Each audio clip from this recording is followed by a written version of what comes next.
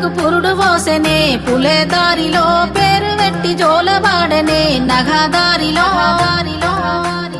గావురంగ తీర్చిదిద్దనే పులే దారిలో ఆడబిడ్డలాగా పెంచనే నగదారిలో ఓ శివుని గుమ్మ ఊరు వాడ వెలిసినాదే ఓ పూల కొమ్మ